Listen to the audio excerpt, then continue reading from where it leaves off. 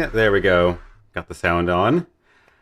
I've changed a few things up again this morning, so good thing I was monitoring the headphones. But go ahead and keep introducing yourself in the chat, and I'm going to leave this little globe up on the screen, which I'll talk about in a minute.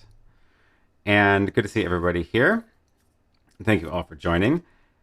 Pretty fun little globe. Yeah, so a couple of new things going on here this morning, and I've got some fun stuff to show you. And again, as always, we will just talk about live streaming and the ATEM Mini and anything else that is on your mind today. So unfortunately, I don't have the little pop-up things from the map, but I think I can do that anyway myself this way.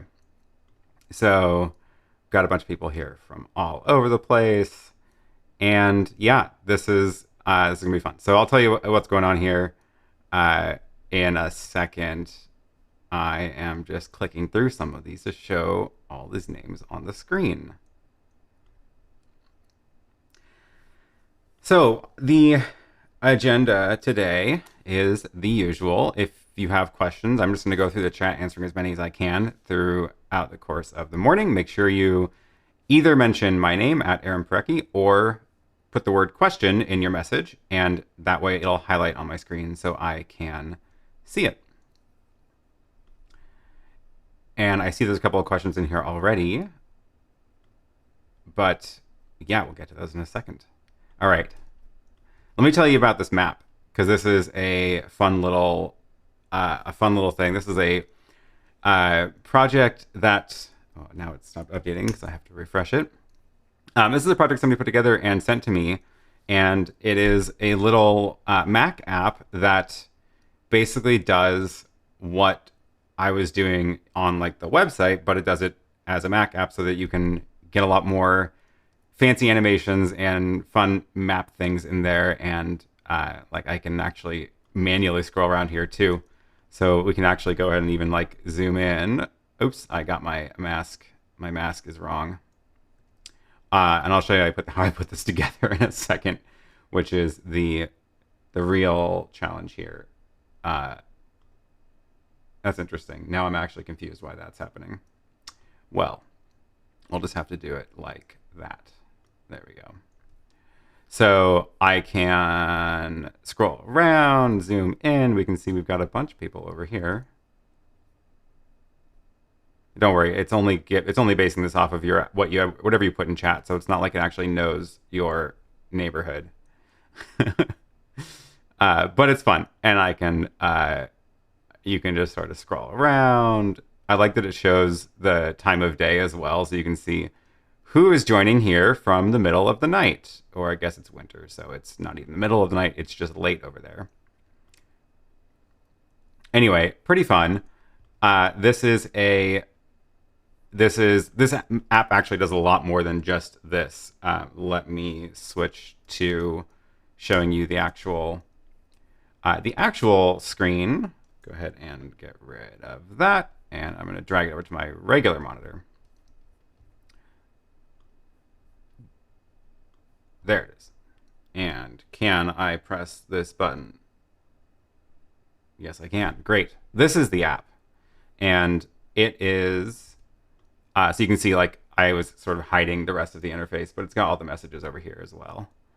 And we can change the map type. So you can, if you want to put like little country and state outlines on there, you can. You can also just do like a regular flat map too, which is less fun, I think. I like the globe. The globe is pretty cool. And what's this one?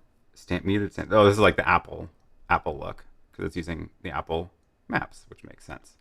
Anyway, a lot of fun. And this app actually does a lot more than this. There's a whole thing in here of like being able to set waypoints and make a little animation and zoom around. But I am mainly using it for what I was using my previous map thing for. This app is called I'm From, and it is actually available in the App Store right now, like today. You can just go ahead and download it. So that is pretty cool that that exists. And now I don't have to publish mine because this one is way better.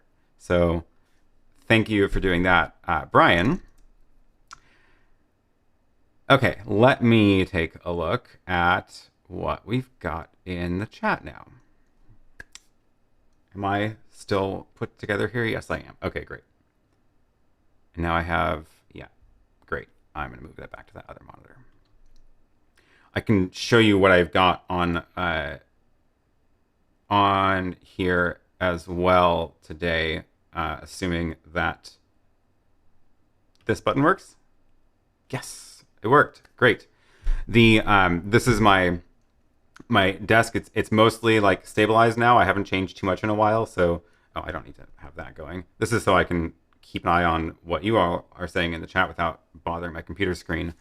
And I am, oh yeah, you can see the mask. So that's how I was overlaying that globe on my stream.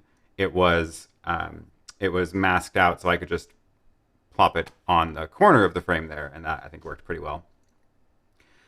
And I've got my two ATEMs set up again. So this ATEM here is the one that's doing the streaming to YouTube. And then over on the other table is my other one, which I am using to switch between a couple of other cameras over there, which is actually where this camera is plugged into right now. And I have, again, I keep framing this wrong, but this is a second computer monitor from my computer. And that's where I'm going to see how this works. See if I can see if it's big enough for me to look at the chat up there. But that way I can keep the chat messages up there and show them on the screen. So let's take a look at some questions. Is there a way to have two multi-view program out in the ATEM Mini Pro? I've tried multiple HDMI splitters, and there's black with the streaming bridge. You lose hardware streaming. Right. Yes. Some HDMI splitters don't work with the ATEM Mini for some reason. I don't really know why. So try again. I think you'll probably have better luck with ones that are powered, like with external power, and those will probably work better. But you're not going to get, like, it's just going to copy the signal, right? You're not going to like be able to do program out and multi-view. It's just going to be whatever is the one output from that. So yeah, I don't really know why some of the splitters don't work. Okay, next question. Would you consider doing a demonstration of a 4-person interview setup using two ATEM Mini Pros hooked together? Interesting. So I did the side-by-side tutorial published yesterday. So I kept getting a lot of questions about that. So I'm glad I got that out there. That was a lot of fun. And if you wanted to do 4 people, I guess if you had 2 people in each ATEM, you could do it. Yeah, that's an interesting idea. I could see about doing that. Actually getting 4 video sources together is a bit of a trick. Actually, yeah, now I'm thinking about it, I don't know if that's actually possible because of the way that the cropping and stuff has to work. I think you might need, because the limit with the ATEM Mini is the background layer, you can't do anything to it. So whatever's in your background, you can't scale it or position it. And you would have 2 of those in each ATEM. So you would need to, yeah, I don't think you can do it with 2 of them. I think you would need a 3rd ATEM in order to do that. Yeah.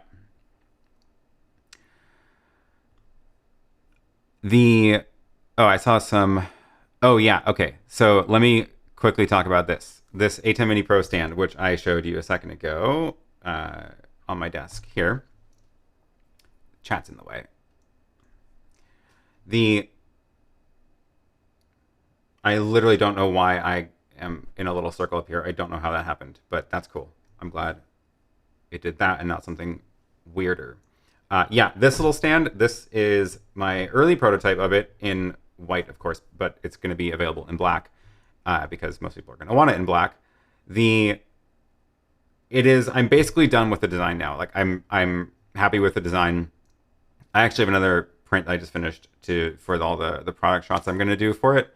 I did that one in black, although it's sparkly black because I didn't realize I bought sparkly black filament. It still looks cool though. And I have this is done. I'm reasonably happy with it. It's not going to change anymore. And I have 2 people who have agreed to make it available for purchase, like retail. So I'm working with them now on setting that up. We're trying to figure out the pricing because it's going to be totally dependent on how long it takes them to print and how much material it uses. So we are working on that and putting that together. And I don't really have like a time frame for that, unfortunately, but I do want to launch it when actually launch that when you can just buy it. It takes a long time to print. It took me, I think that was running for the 3 main parts last night, like 8 hours. And then I have to do the 2 bottom brackets separately because my print bed isn't big enough for it. You might be able to do it all in one go with a larger 3D printer. Anyway, so we're still working at the details of the timing of like, how much is it going to cost? How many are there going to be available for the first run? Once we get all that put together, then I'll do like a proper launch. I'll make a website for it and link out to the 2 stores. There'll be one in the US and one in the UK. So that will, I think UK, yeah. And that way, hopefully, we'll be able to get a lot of people to be able to buy one. And I am, super excited about that. It's been a lot of fun putting that together. But I will definitely, I definitely will post an email to my mailing list when that launches. So make sure you are signed up there, and that's just at aaronpk.tv. So I'll just drop that link into the chat. There's a little newsletter sign up down there. You get notifications when I go live, as well as things like when I launch that ATEM Mini stand. So that will be the best way to make sure you don't miss it. Of course, I'll do a video about it too, so you won't miss it. All right. Thanks. Yeah, that side-by-side tutorial was a lot of fun, and I realized that a lot of people were asking about that. Let's see. Did an event a few days ago to Zoom, and then they said to stream also to Facebook. Used Ecamm to stream, but as much as I tried, I could not get Zoom sound to Facebook. So interesting. So if you're streaming if you're going into Zoom from the ATEM, I assume, and then you want to go from Zoom to Ecamm, like are you doing like screen capture or something? I don't know. If you are trying to, honestly, if you have the Pro, I would just stream from the Pro to Facebook instead. That way, whatever you're sending to Zoom is also what's going to Facebook, including all the audio. Otherwise, you're dealing with like, how do you capture the audio from Zoom, making sure that you're also, if you're in the meeting, Zoom is not going to echo your own audio back out. So you'll have to deal with that as well. So I would recommend going straight from the ATEM if you presumably are using an ATEM, although I don't actually know that from this message. But yep, hopefully that helps. Oh shoot, the chat just skipped on me. Okay, scrolling back. Have you worked with NDI BirdDog? So I did use the, I think it's now a previous gen BirdDog NDI device. It did not work with Skype, which is what I tried it with, because of audio bitrate differences between the 44.1 and 48 kilohertz. That's probably changed by now because that was back in like July, so that was a while ago. But that was the last time I've tried the BirdDog device. Other than that, I've been only really using NDI between my like iPhone camera and an Apple TV, which actually works really well. Or using the Apple TV as an NDI receiver instead. And that, I've been reasonably happy with that, although I don't really use it for very much because it doesn't really fit into the rest of my workflow here. So I've really just been using it to test things out. Patrick, got my G10 Miracast from Banggood. Works great for Chromecast and AirPlay. Awesome. Good to hear. All right. Is there a Windows version of that Globe app? I doubt it. It's very much using all the Mac APIs to do things, so it would not be just the trivial to port over to Windows, unfortunately. Did you find that ATEM macro reference document you mentioned last week? I did, and I believe, let me see if I was smart and put it in the description. I did. It's in the description here, so it's down below already. ATEM Mini XML command documentation. And it is, I'll just drop that in the chat. ATEM Mini macro, XML reference. How are you getting along with your M1 Mac Mini? I haven't one which I haven't yet unboxed. Oh my gosh, I wouldn't be able to do that for that long. I waited a whole day. It's been actually really good. This is what I'm using right now on the stream, and I like just having it permanently here in the streaming desk. I don't have to worry about unplugging my other computer.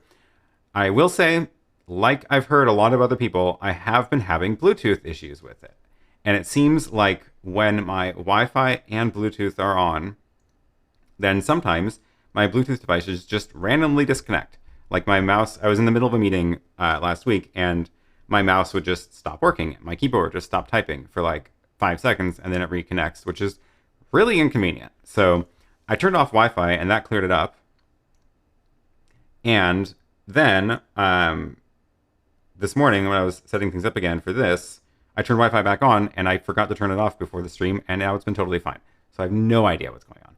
That's literally the only complaint I have about it. Other than that, it's been great, even though I got the cheapest base model, like 8 gigs non-upgradable RAM, 8 gigs, 256 solid-state drive. I have a 2 terabyte SSD plugged into it for like my actual storage for things, because I definitely would fill up the small drive too fast. But yeah, I don't know. For that price, it was like $900 or something, including Apple Care. I'm pretty pleased. I won't say I'm like blown away by performance or anything, but you know, it's great. It's a good computer. That was my mini review of the Apple M1. Okay. When using the Stream Deck Companion and the ATEM Mini, does the ATEM have to be connected with the network jack, or will Companion work with the USB cable? Ooh, that is a good question. Companion expects people to talk to the ATEM over the network. And so yes, you do need to make the ATEM, you do need to plug the ATEM into the network. You could do the thing that Blackmagic suggests, which is to create a little private network between your computer and the ATEM by plugging those two directly in with an Ethernet cable. That will work with Companion if Companion is running on that machine. So you don't need to go into like a network switch, but it does need to be an Ethernet connection.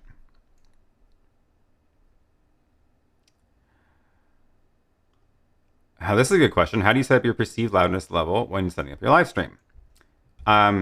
Is Curtis here? Good. Okay. Don't tell Curtis. Curtis Judd. I don't. That's the answer. I don't at all. I'll show you what I do. It is, I go into here, I open up Dynamics, I put on my headphones, and then I turn on the expander so you can hear all the background noise. I turn on the expander and I just adjust this until it stops. Let's see, where's the... Okay, so here it's not cutting out enough of the background noise. You probably can't hear it unless you have headphones on, but it's like fluttering, and you can see the gain reduction. See how it's fluttering? So I need to go a bit more like that. And then, so now it's stable when I'm not talking. Then I put on the compressor to level that off. And then I raise the gain just until it's shy of the top. And that's about it. And then when I'm talking, I just make sure that I'm somewhere in here. That is my extremely low-tech version of getting audio into my live stream. Shh, don't tell Curtis.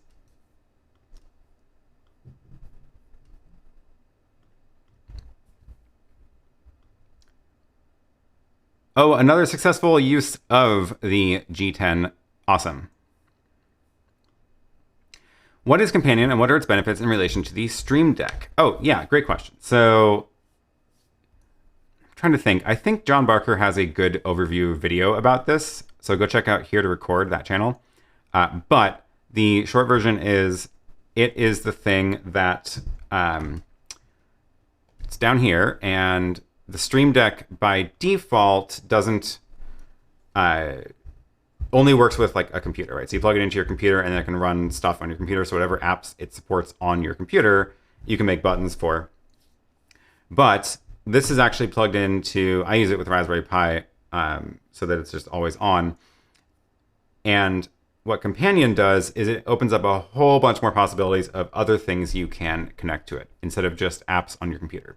So I have it talking to, let's see, this is the one I was working on. So my pre-roll action, I can make a button which then does multiple things. So it's sending a command to this device, my big router, and it's also sending a command to run a macro on the ATEM. I can even do ones that run commands on 2 different ATEMs, right? So, and then this one talks to my Home Assistant, Home Automation, to change the lights in the background.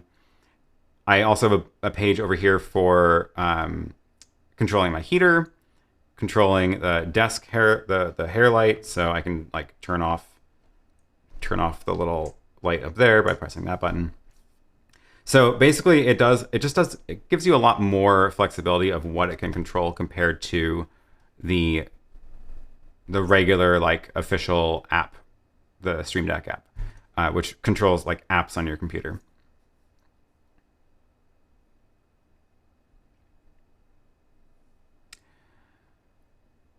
Okay, there are times I would prefer to have lower bitrate quality on the individual ISO recordings on the ATEM ISO. Is that possible? I don't think so. As far as I can tell, the ISO recordings are always at the highest quality 70 megabit. And generally that's what I want. The program out will be recorded at whatever your streaming bitrate is, but the ISO recordings, I think they're just fixed. I am kind of curious why you would want them lower though, because it's not like you're gonna like ship that ISO recording out immediately after a program's done. Like there's always gonna be some sort of editing, at which point you can scale it down then.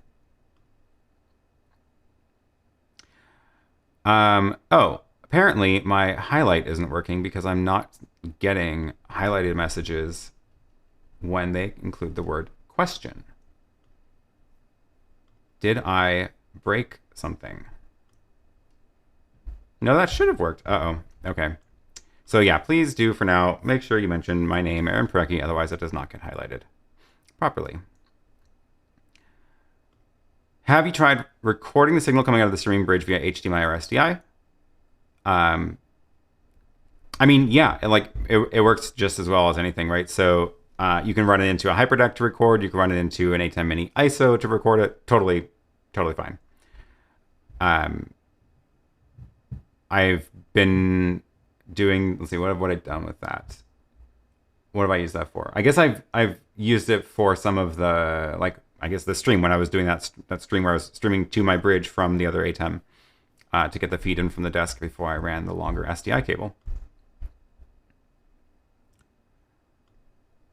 Could you use the 4-camera output on a CTEK multi-view and crop out an OLED background? Absolutely, yeah. So there's a lot of other multi-viewer solutions and other devices that can scale multiple video feeds. So the ATEM can only scale one, right? You've got the upstream keyer, which you can use for picture-in-picture, side-by-side, whatever. Like you can even enlarge it. But it's only got one of those. The downstream key you can crop, but you can't scale the downstream key. So there's other devices, plenty of other devices that can do scaling. Like the Decimator. Decimator has a bunch of devices that do. You can do these complicated layouts, grabbing any of the 4 video sources. There's some Roland devices that do that too. They're called usually like video processors. Those are totally other options. That CTEK monitor as well is a fixed layout 4-up multi-view. That would totally work. Like if you want to run your 4 guests into that, output your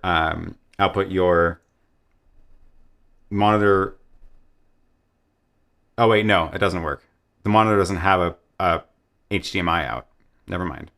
You would need to get an actual multi-viewer device. The one I used in my ATEM Mini multi-view video from ages ago, that one would work. It's I forget the brand, but it's got 4 HDMI ins, 1 HDMI out, and then it'll just do 4-up.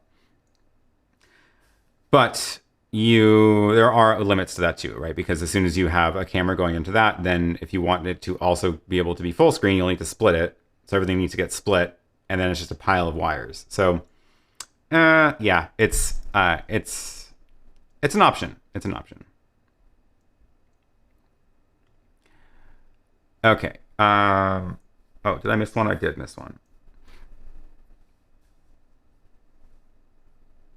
Nope. Okay.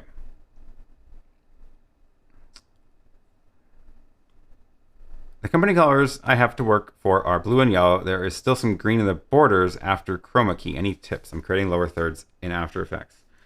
I will say if you're doing like a green screen Chroma Key with colors that are close, there will be some artifacts probably. So you can try using a Chroma Key color that's more different. So if you are blue, if you've got blue and yellow, then pick like red as your Chroma Key color. And then it'll be able to key out the red instead of keying out green. You can also try it with the Luma key where it just removes the darkest parts of the image. So that's probably where I would go. Other than that, there are a bunch of different settings, like the key adjustments. So this is going to be weird. Cover up the little YouTube window. But so my background right here is like green-ish. It's not meant for a green screen, but you can see that I clearly sampled that color at some point.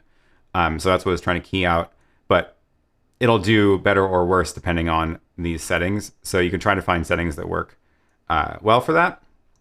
And your key edge, of course, will determine how much of the sort of like fuzzies are left. This is actually doing a surprisingly good job. I was not expecting that at all. And then these two also are going to affect that. So let's see, can I make myself a little bigger now that I'm actually properly keyed out? So there we go. Now I can like point to things in the app. That's kind of cool. There we go. That's fun. Okay. So if you do like, if you adjust these, I don't know if you can tell. That one's not doing much. Oh, yeah. Anyway, play around with all of these because it does give you a lot of tools here. And like I said, if you're actually setting your lighting up for green screening, it'll work a lot better than this. You won't get the little fuzzies back there, dancing edges.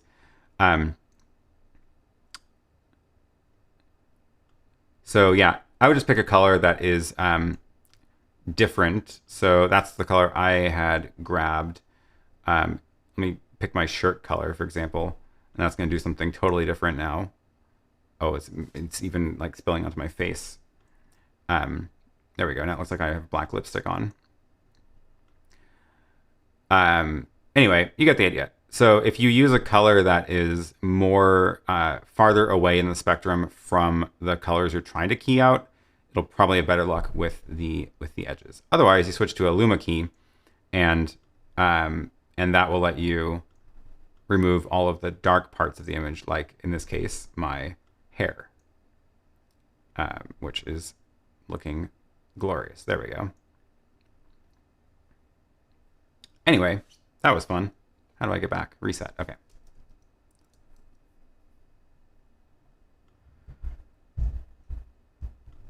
I teach online using LMS that recognizes the ATEM Mini ISO webcam. Cool. I want to use the ATEM ISO Pro. It recognizes the webcam, but video is unwatchable. Unwatchable how? What kind of glitches are you seeing? They are. It should be. The only thing I can think is some of these platforms will scale down the video a lot. So like Zoom, for example, you're not really going to push a full HD feed through Zoom or most of these web platforms. So the if you're seeing like a scaled down tiny version, that's what you mean by unwatchable. There might not be anything you can do because any other webcam, it would do the same thing. But if you do want to clarify like what you mean by unwatchable, what artifacts you're seeing, might be able to help you a little more. And thank you for the super chat. Where did that go? Booth Junkie, I appreciate it. Yeah, it's a lot of fun. And thanks for joining. Good to have you here. All right. Kevin has responded. Video is broken with lines rolling through and static. That doesn't sound good at all. Okay, here's what I would do. Check your webcam output in other applications. So check it in Zoom, check it in like Google Hangouts or Google Meet, whatever they're calling it now. See if you see the same problems there. And if you do see the same problems there, you might just have a bad unit and might need to talk to Blackmagic support and get it fixed. If you don't see problems in the other apps, then that's pointing to something weird about the browser, the LMS browser environment. So try using a different browser, contact their support, see if they've heard of anybody else reporting weird things with video issues, but that's definitely should not be happening.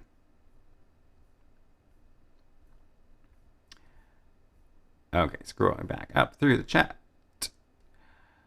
Will it ship to Canada? Oh, that's a great question. So the one shipping from the US is going to be sold at DVE Store, and I obviously don't have a product link for it yet. But if you, I guess I don't know if they ship to Canada. So that's what we should find out. If you can buy it from DVE Store, that's going to be one way to get it. The other place, I don't remember the name of the store in the UK, but all of this will be revealed soon. Oh, yes. Did you get the vinyl overlay for the ATEM Mini completed to make it white? If so, we make the SVG file available.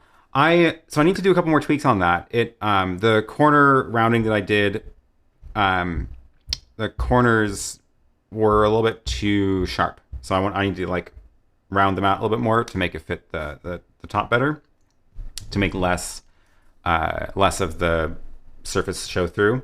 And so I still need to do that. And then I absolutely will make that available. Again, as soon as I do post that, I will send an email out to the mailing list. So make sure you sign up aaronpk.tv.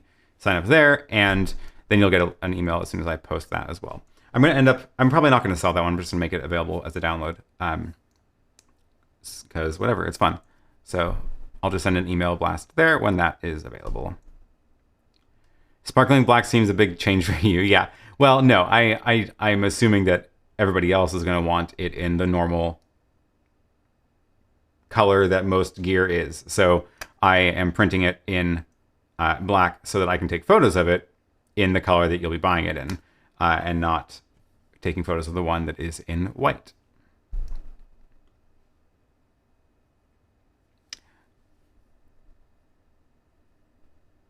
Okay.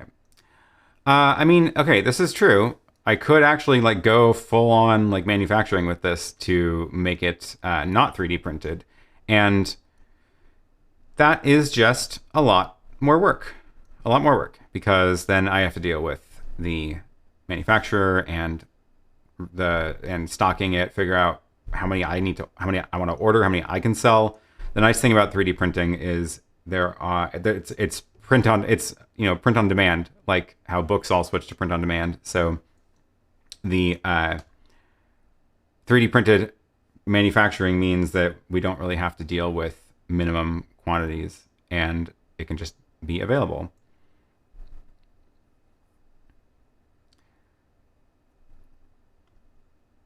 Jonathan says Zoom has a feature where you can push to Facebook and YouTube via Zoom's interface. That's a good point too. Yeah, if you do need to broadcast a Zoom meeting, Zoom can also just stream itself. Although if you do that, you get the Zoom branding in the corner, and it's not my favorite look when I'm looking at a live stream of a Zoom meeting.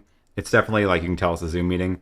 If you are if you're mixing a show in an ATEM and then just feeding it into Zoom as like a Zoom webinar, then if you go from your ATEM to another platform directly, you'll be pushing a better quality stream to that platform. So it'll remove all the Zoom branding because it's going from your ATEM directly. And I think that's a better look.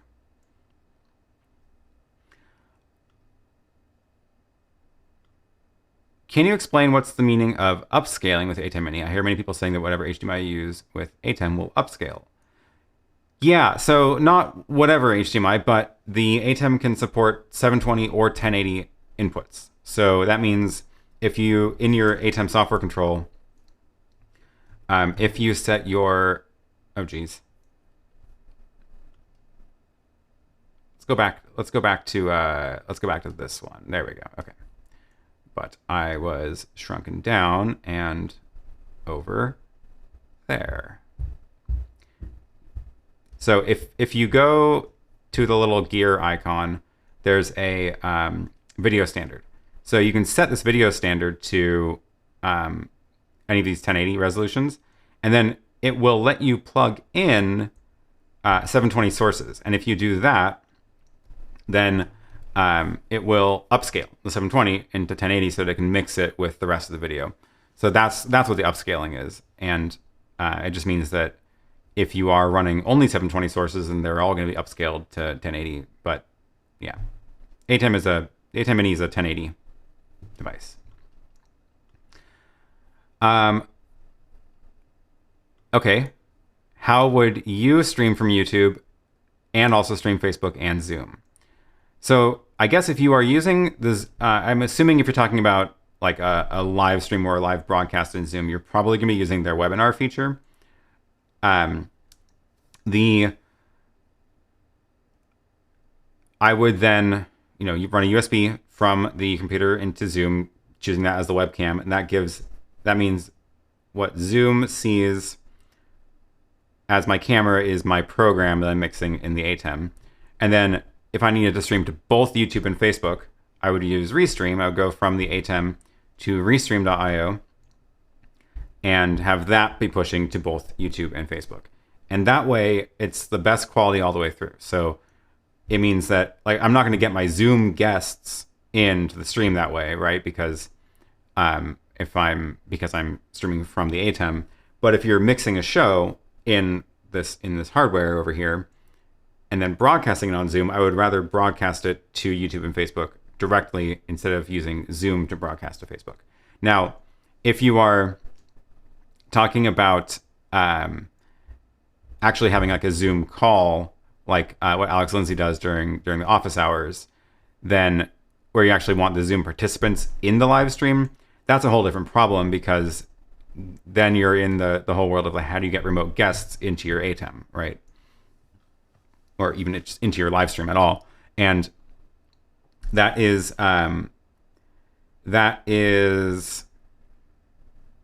what Alex Lindsay does with office hours, is basically just using the Zoom broadcasting. And you can do stuff with like pinning video to make it so that you get like a sort of switcher, so you can at least like highlight people or show the whole grid view. So and it works well, and it's definitely the easiest thing for like broadcasting multiple people in a live stream that you want to be on YouTube also. So definitely a good option. But if I'm doing like my normal like my workshops that I teach, they're mostly broadcast. People don't actually want to like turn on their cameras and talk to me. They want to ask questions via typing. And for that, Zoom is effectively just a broadcast platform because I'm the only one with my camera on. So I'm actually thinking about changing those up to using more of a live streaming like platform anyway, because we're not really using Zoom features, and that means people could just join from a browser for that, which is nicer. Speaking of Zoom and Facebook, yeah, so the ATEM will do both USB out and streaming and encoding at the same time. So you can USB out as a webcam, you can USB record, and that works independently of whether you're streaming as well. So you can, and that's why you've got these two sets of buttons on the ATEM, one for record, one for stream, where you can start and stop both of them separately. Cool. Okay. So we are, I actually want to take a quick break to show you something at the other desk. And I unfortunately did not get my animation set up quite in time for this. But what I want to do is show you a product that I was sent, and I'm going to do a quick mini review. I'm going to start doing this in this segment here. Little mini reviews for about a couple of minutes, talking about talking about a product. So I'm going to go and switch over to my desk and see you over there. Imagine that you saw a fun little animation here, transition, which will hopefully be done by next week. Okay. And yes, that is that camera.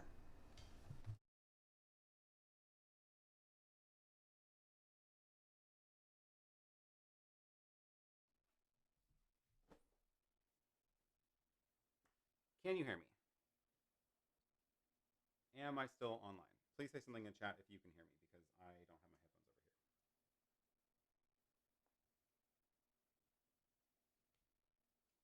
here. Very quiet. I see. I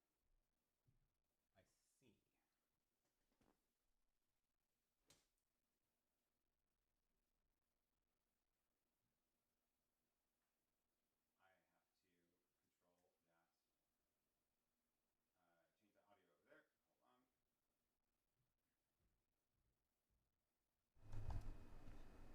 Hold on. Audio is too low. Okay, connect. Oh, right. It's on my other item. I have too many different things going on my desk.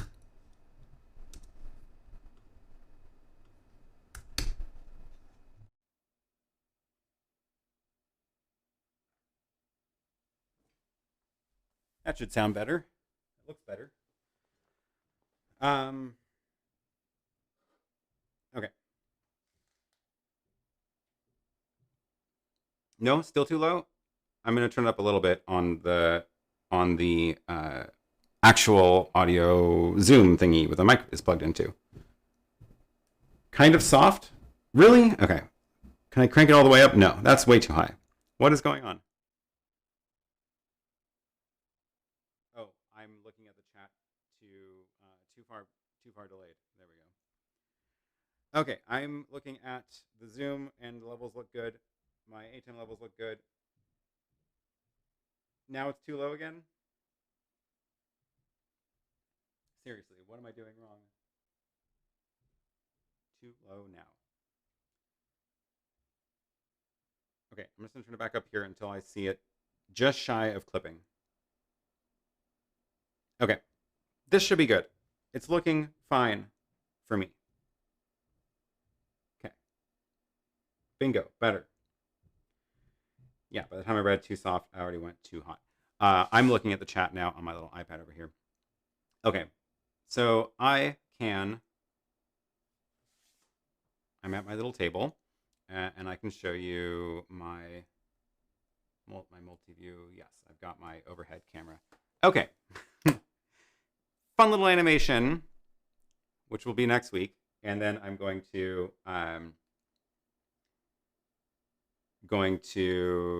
hopefully be able to start these little segments. So this is I'm going to need this other camera for this.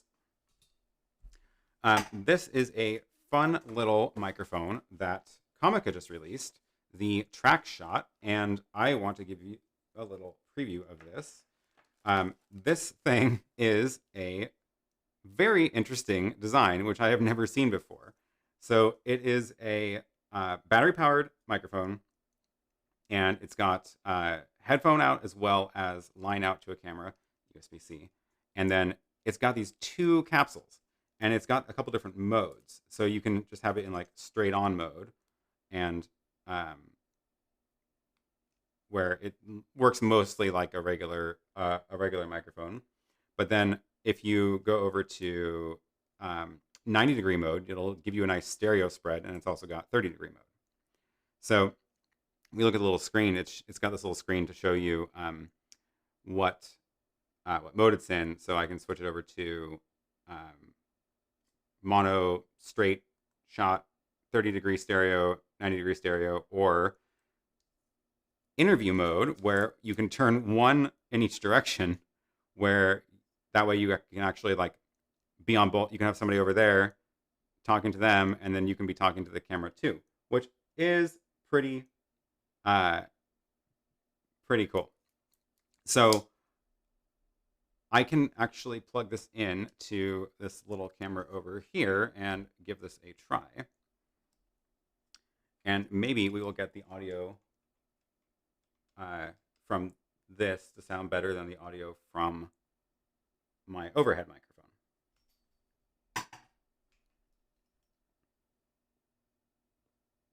Do I have audio effects on this one? I don't think I do. So yeah. Oh, the other thing, the other cool thing is this actually comes with a lot of little cables. So you get a camera connector to plug into a camera. You get one for your phone also, which has the little 4 things that you need to plug into a phone. And you get the little wind poofs for the for both capsules, and you get a USB cable because you can never have too many of those. Okay, this is the camera I want to plug this into, and then I'm going to have to figure out how to route the audio onto the stream. So I'm just going to plug that in there, and where is the microphone input on the camera?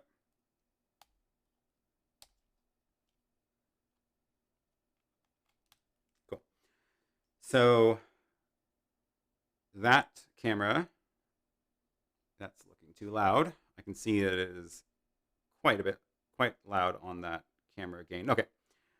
The part of this picture that I'm missing is my headphones. So I need to go run and get those because I do want to actually hear what this sounds like.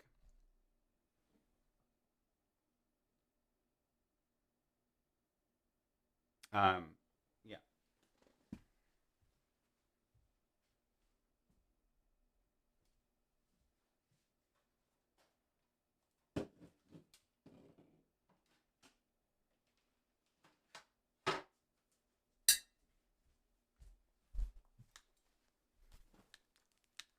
And I am running my audio through my program through. Oh, I can hear the gate. Yeah, where is that coming from?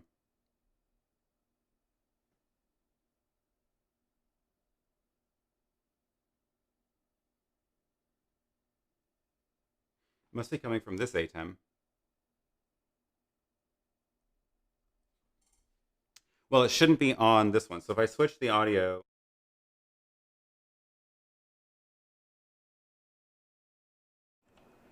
Okay. This is, yeah, I don't hear the gate anymore. So this is the audio from this little camera, and you can see it's very directional. Like if I'm off axis, it's actually now sounding terrible. But when I'm right in front of the camera, it actually sounds great. So this is in, it thinks it's in the mode for front and back. Sorry about the handling noise. So there's the front, and if I go around to the back, now you can hear that it sounds good again. So let me switch it over to stereo.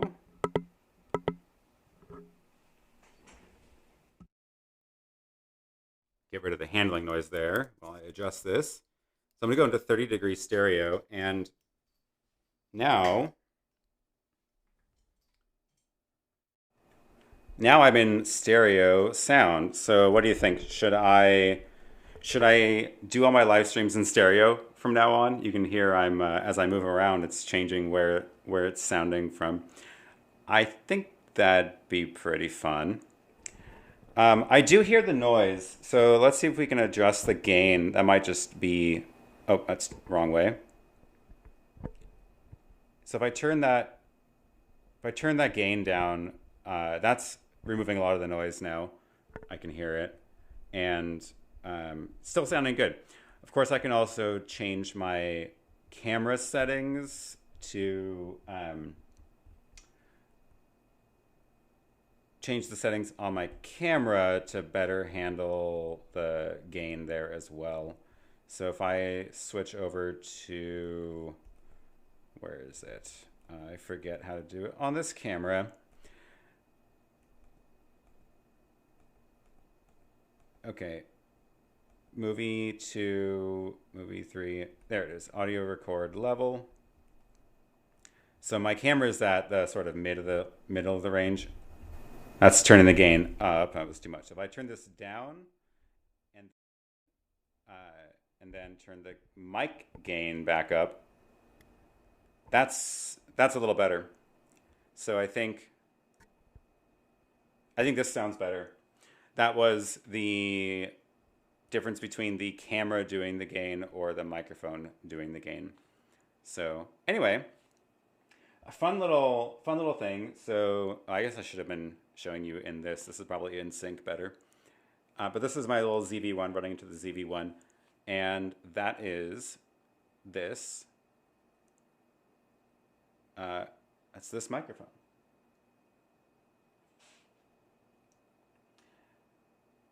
Okay. Rick says it sounds like it has a little trouble with the low frequencies, a little tinny. Yeah, it might. It's probably very different from my normal microphone. This is my normal microphone, but I don't know where that gate is. I'm gonna take a look at that when I get back to my desk. So yeah, pretty fun. Anyway, wanted to share that and say thanks to Comica for sending that out. And I just think it's a pretty cool little design of that microphone where you can go, stereo or mono, and pretty fun. So back to the desk. Do we? Let me run back over there.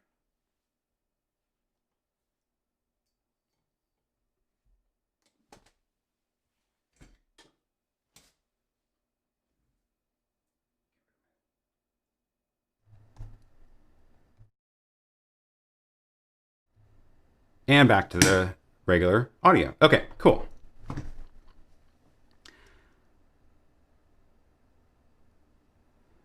Let me take a look at the chat. That was longer than I expected. I'm gonna have to get better at that, but sorry for all the little glitches. I was trying to make an animation this morning to actually make that a segment of like product reviews live. So hopefully I will get some animations worked up for that later. Let me try to figure out where the audio gate was coming from. This is the ATEM that I am streaming from, and I was running that into input 4, and I don't see any audio effects there. If I switch over to my other ATEM at the desk, where that microphone was plugged into, oh, there it is. Okay. So I had a way too aggressive of a gate or a expander and compressor on that, which is funny because this is what I normally use there. It just sounded a lot more aggressive today. I will have to figure that out later. All right. Let me take a look at the chat. Where did I leave off? And yeah, I think I'm going to be doing this for these live streams. I'll hopefully get a little smoother at that because I have a lot of things I need to review, and I really appreciate getting all these things to review, and it's fun to review them, but I can't do full-on videos about each of them. So I think doing those on the live streams will be a fun way to handle it. Any idea of the price? Yes. So let me go grab all of the links for that microphone. And it is $179 with that. Let me go make the link for that, which actually seems like a very reasonable price for that kind of thing, honestly. Okay. And this is the Comica Traxshot microphone. There's the link. $179, not bad.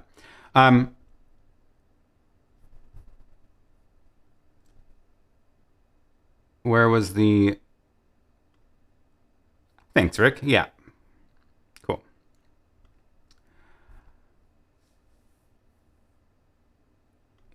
Do you do other streams during the week or only time to time?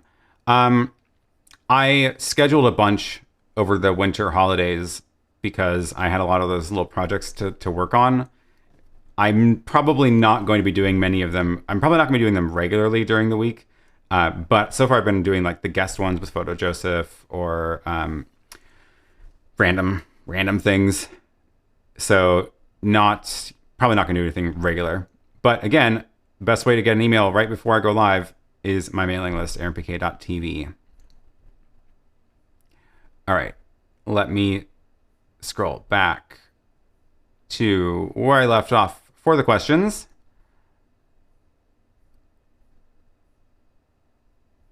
BirdDog encoders. BirdDog has 4K encoders, decoders with HDMI and NDI and vice versa. Oh, cool. Okay, great. Yeah, like I said, I haven't tried the BirdDog encoder since the summer. Can I stream from YOLO box the RTMP to the streaming bridge? That's not going to work. That's not going to happen. So the streaming bridge is really meant just for the ATEM. Somebody is working on a workaround for OBS to stream to it, but it probably won't happen with the YOLO box, unfortunately. You could do the YOLO box RTMP to the Raspberry Pi bridge, though, the streaming bridge clone that I made.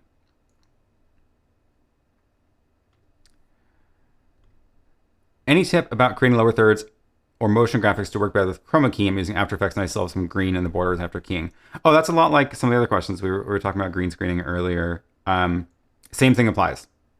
Same thing. So I should do some, maybe next week I can actually like plan on, we don't have enough time, but maybe next week I can do some more live demos of keying out some graphics and seeing how it works.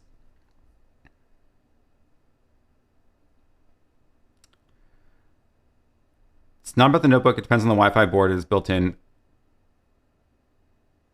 Is it? Oh, was this about my Bluetooth issues? Yeah. I don't know. Hopefully Apple fixes it. Can you use both Companion and the Stream Deck app simultaneously on a Stream Deck? Yeah. So apparently this is new after I started using it, but you can now bring in Companion buttons into the Stream Deck config. So I don't use it in that mode. I use it in just the Companion runs the entire thing because it's connected to my Raspberry Pi. Now that I have a desktop computer here that is just on all the time, I might change that around so that I can use the Stream Deck for controlling computer stuff like Zoom, because it would be cool to have like a Zoom button to be able to start and end meetings and stuff from the Stream Deck. And yeah, then you can mix it. So maybe I'll play around with that and be able to show some more on a live stream soon.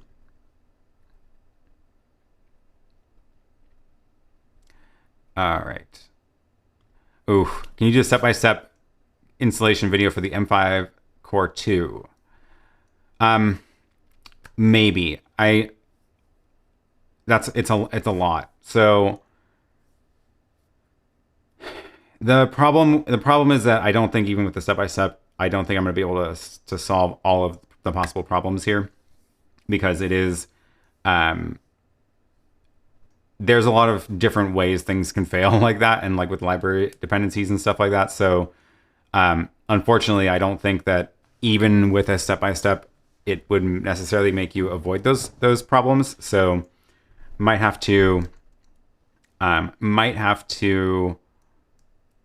just keep searching around for troubleshooting, getting those running.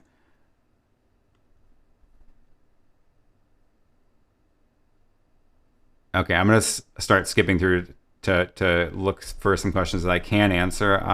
Probably go another 10 minutes or so before I wrap this up. You try to stream using OBS at 1080p 60? No, I don't really use OBS, and I wouldn't expect. I'm not planning on using the M1 Mac Mini for any streaming encoding. I might use it for some graphics generation, like I'm using it for the chat technically. And I might use it for other things like that, but I'm not going to be streaming from it. That's not at all why I got it. I would want to go with a much stronger machine for that, and I'm just not willing to spend that much money.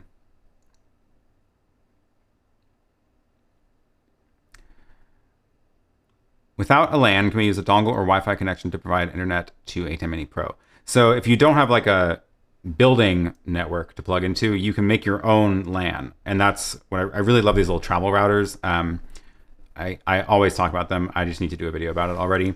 I've got the script written and everything for it. So the little travel routers, you can use them to make your own network and plug in the ATEM into that, and then it makes a Wi-Fi hotspot. So this is the travel router that I am a big fan of, that I've been using for this tutorial. There's a strong possibility that is the thing I will be filming right after this ends, because it's pretty cool being able to bring your own network to things and make your own Wi-Fi hotspot, so that you can like connect your iPad to your Wi-Fi hotspot, and then it can control the ATEM, and then you can make sure that your IP addresses and stuff never change, because it's your own network and it doesn't matter where you bring it. Anyway, a lot of good possibilities once you have that set up. Can you do a tutorial about installing and running Companion on a Raspberry Pi? I could, but the short version is I just followed their instructions. I didn't do anything different than Companion's instructions. They have instructions for Raspberry Pi, and it worked flawlessly. So there's not a lot to it.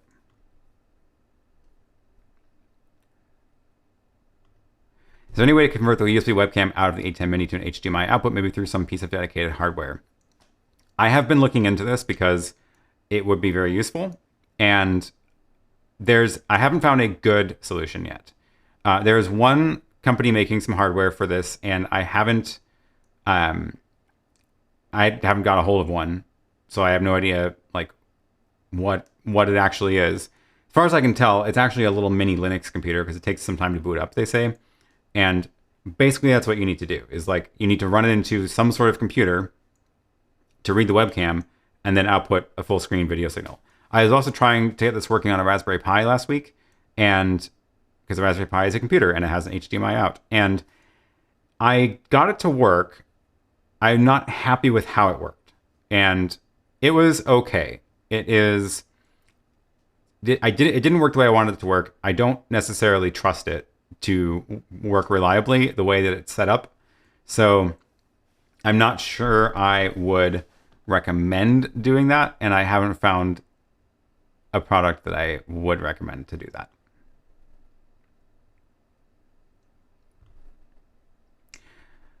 When we do a live auction, there's always a big delay. Would you advise streaming with Mini Pro or OBS or other platforms? Well, the delay is most likely being created by the streaming platform itself. So for example, in YouTube, I can choose 3 different levels of delay in the YouTube config.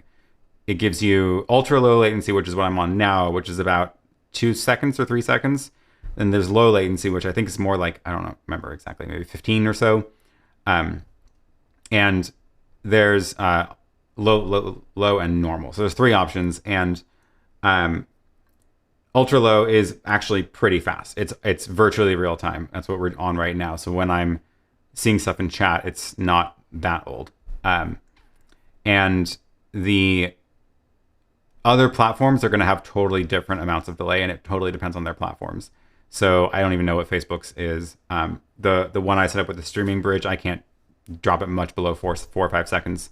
I've been using a sort of self-hosted streaming platform as well. It's called Owncast, and that one I've been able to get down to about 5 or 6 seconds.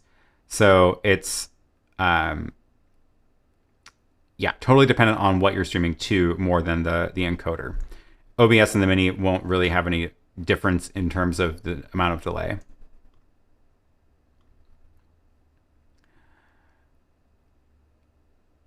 Okay, I'm way behind on the chat. Let's see what else I can grab here.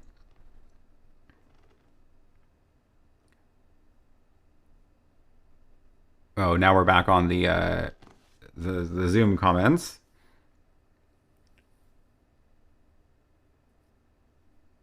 Do I offer Zoom training on the ATEM Mini? I don't do any sort of training right now on this.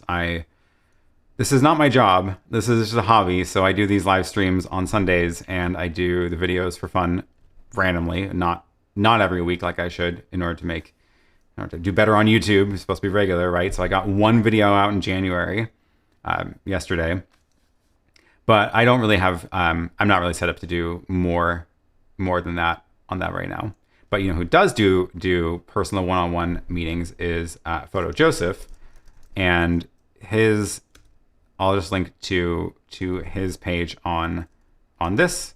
He does actually do consulting, one-on-one support. So I'll drop that link in there as well.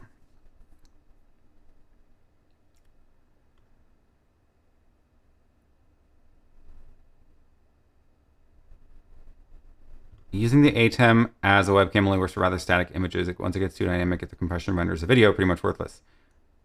I'm not sure I would agree with that. I use the ATEM as a webcam and to zoom with this picture all the time for my training, the trainings I do, which is not in the video world. It looks fine. I haven't had any complaints. I do see the contrasty issue. So like the dark bits get darker. So like that stuff ends up a little bit more black, but it looks fine. I always get compliments on on Zoom calls of like, wow, why does your video look so good? And I'm like, because I'm not using a webcam on a computer, because I have a real camera and lighting. Yeah, this is a great question. I've been working on this one as well. So I'm working on any idea to how to control an ATEM that's in another country? A host lives abroad and I need to control his ATEM. Basically, VPNs are going to be your friend. And I did a first draft of this to test the waters of how reasonable would it be to do as a video tutorial. So take a look at this blog post. I'm going to leave a link in the chat and I'll link it in the description. I think it actually already is in the description. It is not in the description. Okay. It will be in a minute. So that is the perfect remote control ATEM Mini interview kit. And basically what it does is it walks you through setting up a VPN client and server so that a remote ATEM, you can like send out an ATEM remotely. I'll show you this post. You can send out this ATEM remotely and it will be able to dial back into your network. The remote ATEM can even stream to your streaming bridge and you can control this ATEM remotely. So it's a lot of stuff. It's a lot of stuff. I have a list of all the devices used. I've got like what it takes on your side, setting up the travel router. Honestly, this guide might be better as a blog post and not a video because there's just a lot of steps to it. But that's how I would do that. Sam Young, thank you for the super chat. I appreciate it.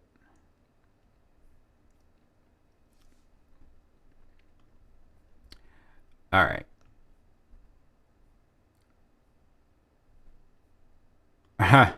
We consider doing Zoom meetings for small groups as a paid mastermind group. It sounds like fun. I don't know if I'm really set up for that though.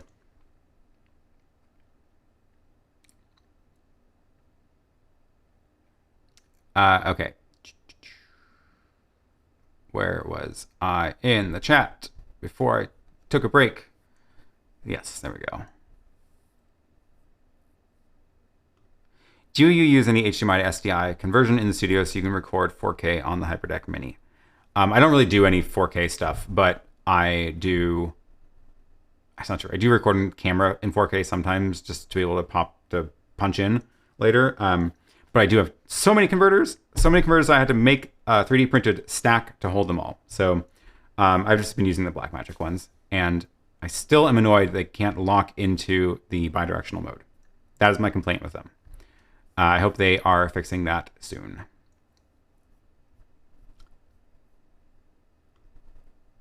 Thank you for the super chat. I appreciate it. Oh, that was because I answered that question. Yes, wonderful. Okay, what else? I'm going to skip down to the end here and see where we can wrap this up. How to put vignettes or advertisements in the ATEM without having to use one of the 4 HDMI inputs.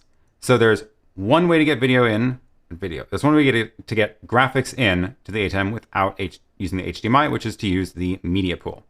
So for that, you can actually load in you can load in graphics into the ATEM itself and then swap them out on the screen. So that was the globe I screenshotted to make the mask. but I've got like my little AaronPK.tv in the corner, and if I turn that, oh, the downstream key is doing the chat right now. So if I go downstream key, swap it out for the input, not input 4, swap it out for media player, clicking the wrong things. Okay, and don't mask it. Now you'll see down in the corner, pre-multiplied key. Down in the corner, I can't point to it because I'm not on the screen.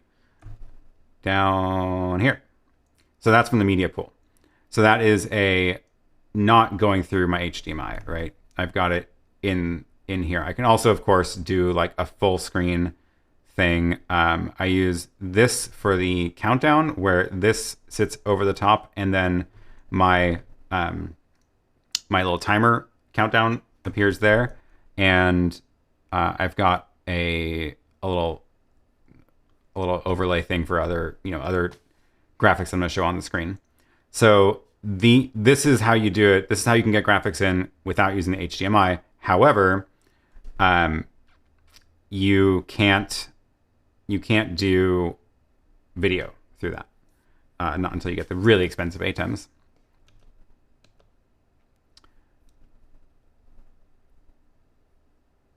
Okay. Any schedule on a video of the CTEK ATEM 156 with mixed video sources and frame rates? It does work. It passes them all through, and they're totally independent. I don't have a video planned about it. See if I can like keep that in mind as I'm thinking about other videos to do about something similar. And yes, we talked about that. We talked about what are you using as a bridge for your chat plugin from an iPad? Oh, I don't go from an iPad. That's can you install extensions on iPad Chrome? I don't even know if you, is that possible? I've never even thought about doing that. No, I do it from my computer. So from my computer, I can Chromecast from the Chrome tab into like a Chromecast or the Miracast device. I've never thought about doing it from like trying to install the extension on my iPad. That is an interesting idea. But then you can't cast. Christian is saying you can't install extensions on the iPad. Yeah, I would be surprised if you could. That sounds super, super weird. But if you had like, if it didn't take an extension, like if you were using like a website that provided this view of the chat, you could load that on an iPad, of course, and then you would just need to plug in HDMI and then deal with cropping out the iPad interface. Okay.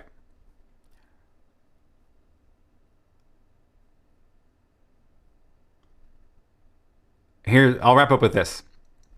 Can you talk about your live stream setup for today? And we'll go ahead. I'll give you a quick little tour, and then we'll wrap it up. Oh, I do need to make sure that my camera is here.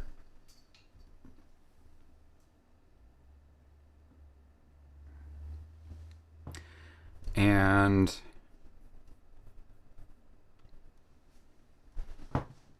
oh, and I have to get back to the other ATEM to tell it to switch to that camera. Great. So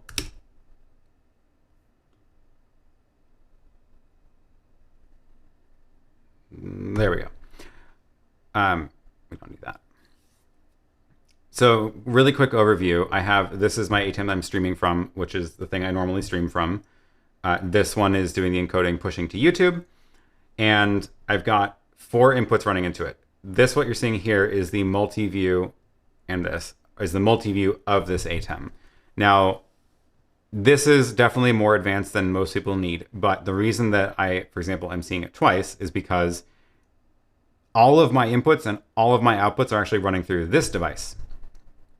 This is an SDI matrix where you can basically, it's got 20 inputs and 20 outputs, and you can reassign any input to any output without rewiring them with your hands. So it's the reason I got it was because I gotta stop that thing from popping up. Okay. The reason I got that was because I found myself when I would do a workshop, like when I teach a workshop, I want 2 computer monitors. I want a computer monitor here for me to use for like the chat I'm dealing with. And then this, I want to be a computer monitor in that case, because I want to be able to have like my presentation or so I can share that into Zoom. And then when I do these streams, I want this to be the multi-view, so that when I show you this view, you see the multi-view of the ATEM, not my computer screen. And so I was finding myself like continually rewiring everything of like, oh, time to switch over to do this workshop, unplug, plug, blah, blah, blah, right? And then this, I was like, okay, well, I want my main camera in input 1, but then sometimes I want my computer here. So you can see my computer screen. So that's why those 2 match. And then I want the Chromecast, and then I want a 4th one, which is sometimes the Hyperdeck playing a countdown. Sometimes it's this other camera. And then I was like, well, I have too many things I'm trying to plug into the ATEM. So that's the other thing this does for me, which is essentially gives me more inputs, virtual inputs, because I can reassign any of my video sources to any of the 4 ATEMs. So my Hyperdeck here is playing the countdown, and I can say, oh, actually, I want input 2 to be the Hyperdeck, which I think is there. And now you can see that it'll reroute and it'll change it to the Hyperdeck player. And then if I'm doing like a recorded video where I want to publish video to YouTube, like the one I did yesterday, I again change everything up, because I was like, well, I need to record my screen. I need to show you a multi-view on the ATEM. I need to have a secondary camera, and this lets me rewire it all instantly without actually moving wires around, which is super cool. So that's the SDI matrix. Sorry, that was a long explanation of that. Everything's running through here. And today I have my Lumix G7 up there, which is my main camera I use on this desk. And it is a 15mm lens. And that's my main angle. It's this angle. And then this camera over here is the Sony ZV-1. Today it's actually hardwired in. Most of the time I have it wirelessly linked up using a Hollyland transmitter. Today it's hardwired into the other desk. My M1 Mac Mini is doing the control interface where I'm reading the chat up here. This is my second computer monitor for the chat. And you can see I can just move this window over to this screen if I wanted. But that way I can leave it up there. And that's being Chromecasted into this input for doing chat overlays. I have a light up there. That's the main light lighting me up. Oh, and then my microphone, this little thing, which I still really like. And I have another one of those lights over here, which is adding a little bit. You can see the shadow. So it's adding a little bit of light on that side of my face. I've got a hair light above me. So if I turn that off, you'll see what that does. That's giving a little bit of definition up here. On the other shot, I have a hair light as well. So same idea, where I want it to light up the top of my head. And what else is important here? I have my software control, YouTube control, sound, lights, Stream Deck. We talked about that a lot today. That's running into Raspberry Pi, which I may change up to run into the computer. And I think that's it. I think that's what we've got today. So that was a fun little studio tour.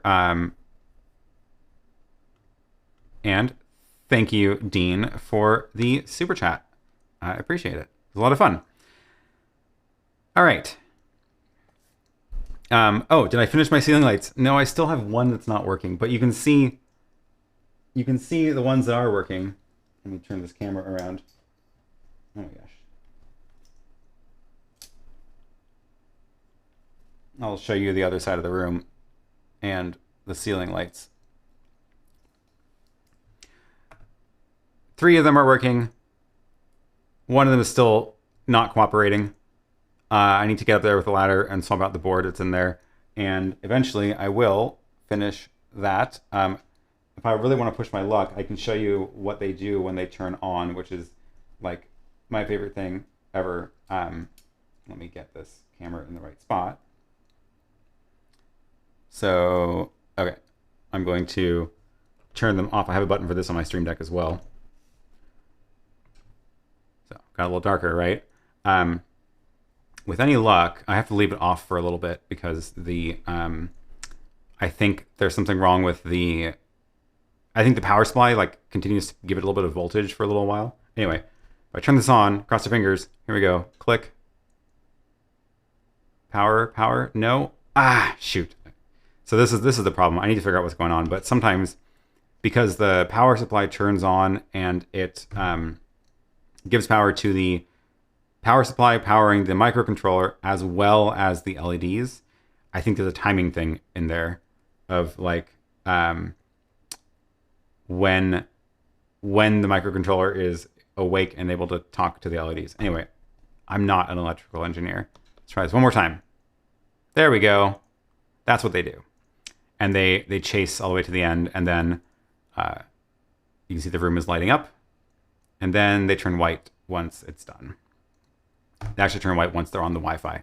So at some point, I'll be able to control those wirelessly as well. Making progress, making progress. Yeah, those are a lot of fun if I can get them to work. And hey, Tom, thanks for joining. All right, we're going to wrap it up here. So thank you for the super chat. Oh, yep, I saw your message. I will get back to you. I was busy setting up for the stream. And thank you, Jonathan, and thank you, Kevin. I appreciate all of the kind wishes and all of the super chats. And I forgot to make a button to end my show. So we're going to see if my normal end show button works. So as always, thank you for watching. Make sure you're subscribed. Give this video a thumbs up, and I will see you in the next one.